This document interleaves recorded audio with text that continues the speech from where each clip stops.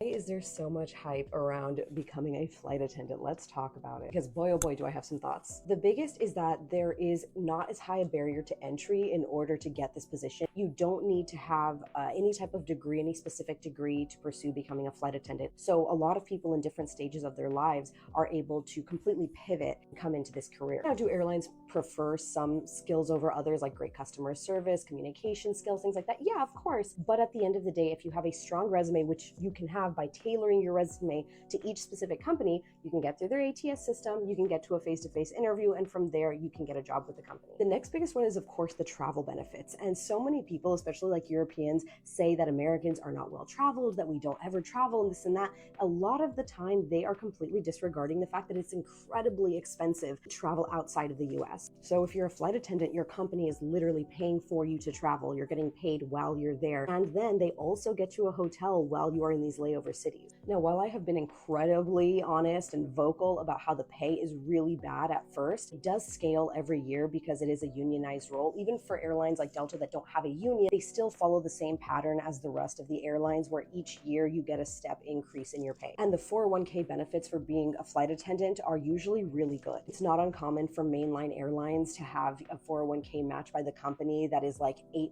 9%, or even 10%. For me, the biggest perk of this job is that I don't feel like I ever really went back to work. I work 3 days and then I'm off 4, and it's just so much nicer. Like, I wish everyone could work 3 days and be off 4. That's my norm, but of course, if I need more money, I can stack my trips, I can move them around.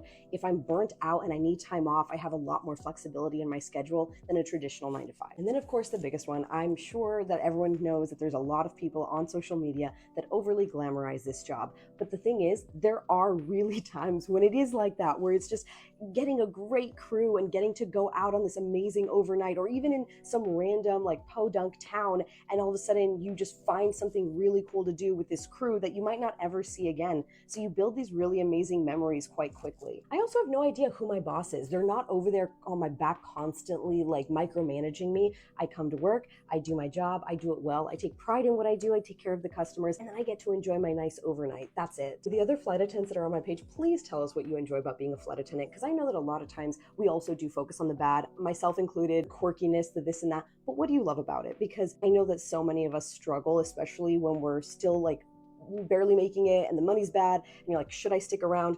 Sometimes it's nice to hear what other people like about the job.